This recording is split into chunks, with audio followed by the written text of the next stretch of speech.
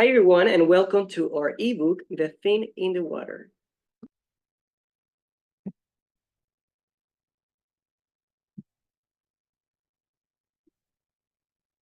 It was a sunny afternoon with a cool breeze that made the day even more enjoyable, and five children were playing near a lake while they were there to celebrate their grandmother's birthday. They were having a peaceful and fun afternoon. At one point, the children started playing marbles, but soon they grew bored. They were just a bunch of mischievous kids, Heidi, Therese, Ariel, Kelly, and Carlitos. It was Carlitos who suggested they play hide and seek, and the others agreed. Everyone hurried to find a good hiding spot, while Kelly prepared to be the seeker. Carlitos found a place near the forest, right behind the house. He sat down, waiting silently so he wouldn't be found. And then he noticed something that looked like a large wooden box, which caught his attention, and he decided to call the others to come see it. After all the children gathered, they looked at what seemed to be an old canoe. Without any hesitation, they took the canoe and carried it to the lake. Unfortunately, they didn't take into consideration that no one of them knew how to swim. Looks like it's going to rain. We should head back, Carlito said. All right, I'll take you back, Clarice replied confidently. She moved to the front, imagining herself as the siren that adorns the ships, and tried to steer the boat. Just when it seemed to be moving, the front part broke off, and Clarice fell into the water. The others were astonished and leaned over to look for her, but she didn't come up, which scared them. Suddenly, some kind of unnamed creature bumped into the boat, leaving a crack where water began to seep in. Everyone started screaming and crying in desperation. Heidi, being the oldest, tried to calm them down, or at least she attempted to.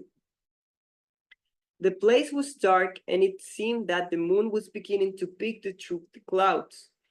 Ariel, desperate, stood up and tried to call for his parents, but before he could say a word, the strange creature leaped onto the boat and swiftly took Ariel away, leaving the three remaining children paralyzed with fear.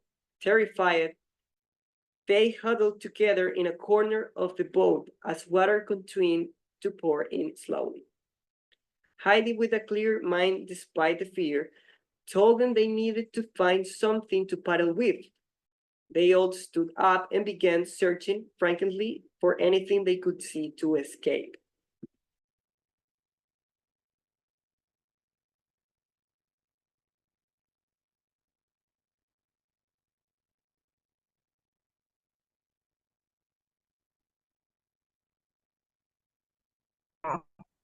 It was too firm, but she pulled with all her might. When it finally came loose, Kelly lost her balance and fell into the water. Carlita grabbed her hand to save her. However, before they could pull her up, the creature emerged from the depths, dragging Kelly down. Heidi, holding onto her friend's hand, was pulled down too, disappearing into the water as Carlitos watched in horror as both of them were swallowed by the lake. Carlitos, now alone in the boat, cried and wished he had never shown the others the boat, believing that nothing would have happened if he hadn't.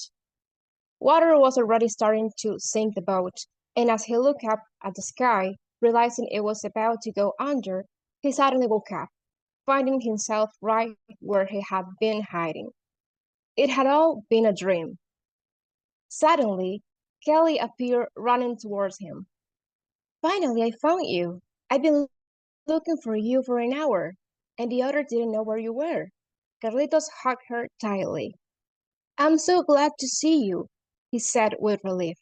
At that moment, Kelly spotted a wooden box that looked like an old canoe. Look, it looks like a canoe, she exclaimed. Carlitos quickly stopped her. Don't even think about it. Grandma will get mad, and besides, it's probably full of insects. Kelly, who hated insects, made a face and suggested they go play something else. In the end, everyone gathered and played charades, while Carlitos smiled, relieved that it had all just been a dream. The end. As you can see here, later in our ebook, you can find some extraordinary exercises that you can use to improve your reading comprehension skills. This ebook was created with the intention to be a useful resource for EFL teachers who are currently working with middle schoolers. It is a perfect opportunity to get them to get more familiar with some tenses like simple present tense and simple past tense, as well as to acquire new vocabulary. Thank you so much for watching. We hope you enjoy this ebook.